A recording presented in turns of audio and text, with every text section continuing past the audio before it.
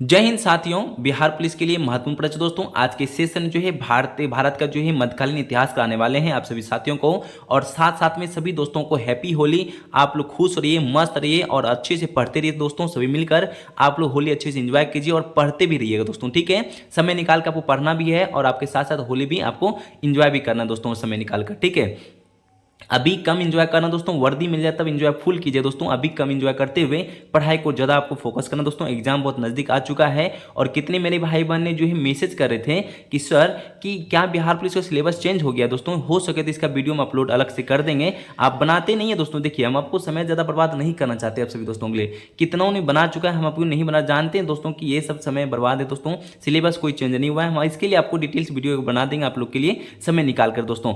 हो सके दोस्तों कल आप क्लास जरूर कर लीजिएगा, क्योंकि इतिहास का पूरा मैराथन क्लास 180 प्रश्न का करवाने वाले हैं। लगभग में 200 प्रश्न है दोस्तों रोजगार वित्त अंकित सर का। इसी का जो थ्योरी पेपर पढ़ा रहे इसी का ऑब्जेक्टिव होगा दोस्तों। आप लोग एक साथ प्रॉपर क्लास 50-50 क्वेश्चन देख चुके हैं दोस्तों, तो प्रॉपर आप लोग 180 प्रश्न का एक साथ देख लीजिएगा कल समय निकाल कर दोस्तों। फास्ट क्लास रहेगी, कम समय लगेगा और देख लीजिएगा जरूर, ठीक है। हम आपको ज़्यादा कुछ नहीं कहना चाहते दोस्तों, आप लोग खुश रहिए, मस्त रहिए और प्रॉपर अच्छे से तैयारी करते रहिए। मुगल साम्राज्य आज पढ़ाने वाले, इसमें से 3-4 टॉपिक कवर करवाएंगे, 5-6 टॉपिक टोटल है। इनके बाद आपको अगले सेशन में फिर आपको कुछ टॉपिक बचेगा तो उसको कवर करवा देंगे दोस्तों। और इनके ज़्यादा आपको समय ना बर्बाद करते हुए दोस्तों क्लास की ओर चलेंगे। और आपसे एक रिक्वेस्ट करना चाहते हैं, भाई बहन से आप लोग सपोर्ट करना छोड़ चुके दोस्तों, प्लीज़ सपोर्ट कीजिए और सेशन को लाइक कर लीजिए। अपना परिवार को जो है शामिल होते हुए भाई बहन को शेयर भी कर दीजिए। इतना सा काम तो आपको करना है दोस्तों और इससे ज़्यादा कुछ नहीं करना है। प्रॉपर आप लोग अच्छे अच्छे आपको यहाँ पे तैयारी करना पड़ेगा।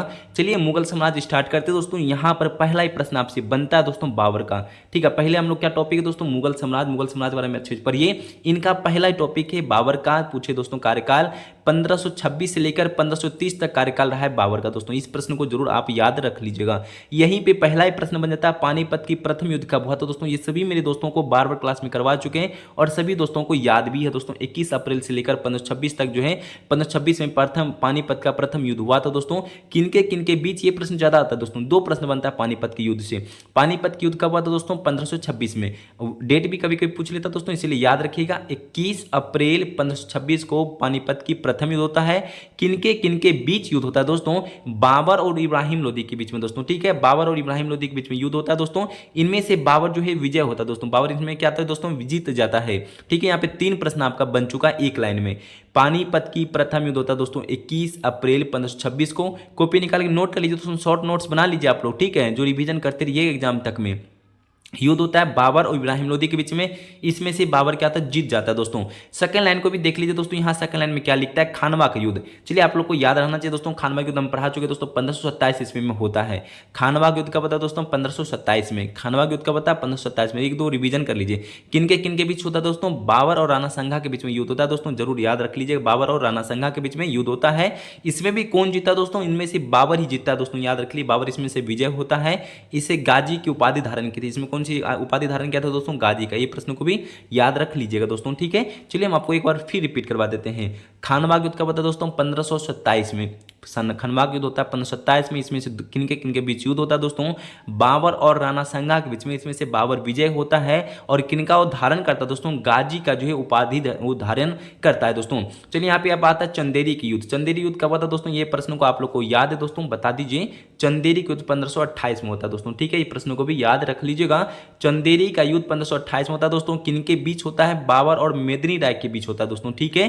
किनके बीच युद्ध होता है दोस्तों, आप लोग जानते हैं बाबर और मेदिनी राय के बीच में युद्ध होता है। ये प्रश्न को जरूर याद रख लीजिएगा। और इसमें से बाबर क्या आता है, विजय होता है दोस्तों। इनमें से बाबर क्या आता है, विजय होता है दोस्तों, इनको भी याद रख लीजिएगा, ठीक है। यहाँ पे एक प्रश्न को फिर से आपको रिपीट करवा देते हैं। चंदेरी की युद्ध होता है दोस्तों 1528 में, ठीक है। किनके बीच होता है दोस्तों, बाबर और मेदिनी राय के बीच होता है। बाबर इसमें से विजय होता है, ठीक है दोस्तों। घाघरा के युद्ध इसमें से पूछे दोस्तों 1529 होता है घाघरा युद्ध। घाघरा युद्ध का पता दोस्तों 1529 में। ये प्रश्न को भी याद आप रख लेंगे।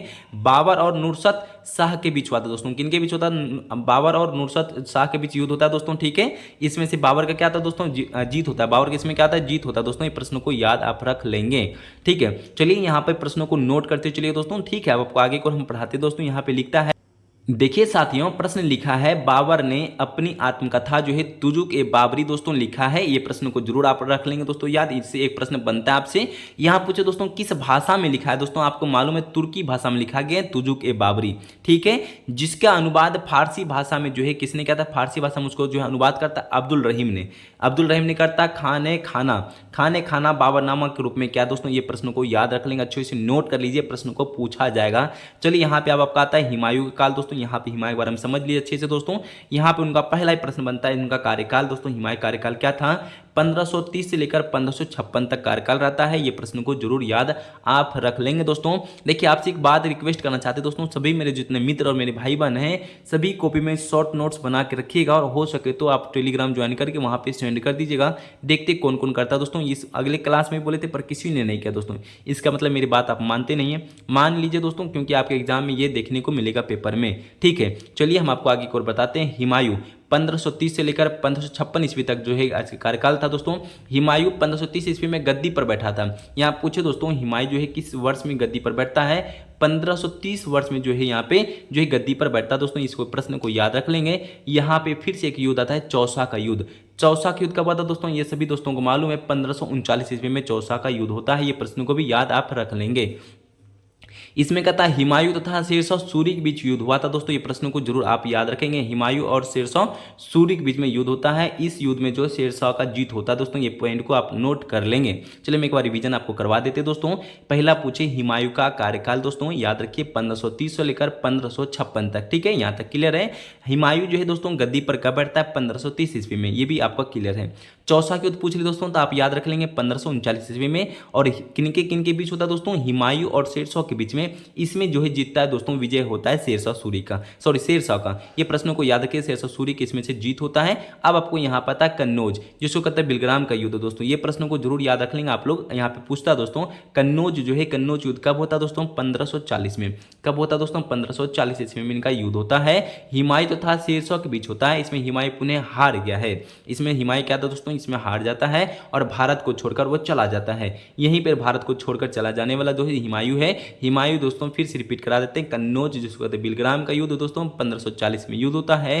हुमायूं दोस्तों यहाँ पे हुमायूं तथा शेरशाह के बीच में युद्ध होता है। इसमें से हुमायूं पुनः हार गया है। फिर से इसमें कहता दोस्तों कि भारत को छोड़कर वो चला जाता है। यहाँ पे फिर से प्रश्न एक लाइन और है दोस्तों, जो कि एग्जाम में पेपर में देखने को मिलेगा कि हुमायूं 1555 ईस्वी में दोबारा दिल्ली की गद्दी पर बैठ गया। ये प्रश्न आपसे याद रख लीजिएगा कि दिल्ली पर दोबारा कब बैठा था हुमायूं दोस्तों, किस वर्ष में, तो याद रख लीजिए 1555 ईस्वी में जो है हुमायूं दोबारा दिल्ली पर गद्दी पर बैठता है।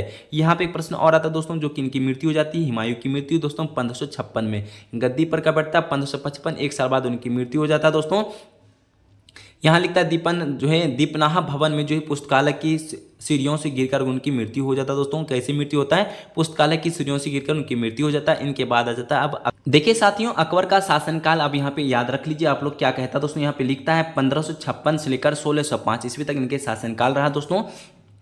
पहला ही प्रश्न आपको देखने को मिलेगा पेपर में दोस्तों। यहाँ लिखता है अकबर का जन्म, तो पहले सभी को मालूम है, सभी दोस्तों को भी 1542 में इनका जन्म हो जाता है दोस्तों। अकबर का जन्म 1542 में होता है। अमरकोट के राजपूत जो है शासक राणा विरसाल के महल में हुआ था दोस्तों। ये पॉइंट को आप याद रख लेंगे दोस्तों। फिर से रिपीट कराते हैं, इनके जन्म का जो है 1542 ईस्वी में होता है। अमरकोट के राजपूत शासक राणा वीरसाल के महल में हुआ है। ये प्रश्न को जरूर याद रख लीजिए दोस्तों। यहाँ लिखता है अकबर का संरक्षण कौन था दोस्तों, बैरम खान था, ठीक है। ये प्रश्न को जरूर याद रख लीजिएगा। इनका जो संरक्षक कौन है, बैराम खान था दोस्तों। ये प्रश्न को भी नोट कर लीजिएगा। अकबर का संरक्षण दोस्तों की कितनी बार प्रश्न आ चुका है बिहार पुलिस में दोस्तों, याद रख लीजिए बैराम खान था। यहाँ पर एक प्रश्न और बनता है दोस्तों, जो कि एक पेपर में देखने को मिल सकता है।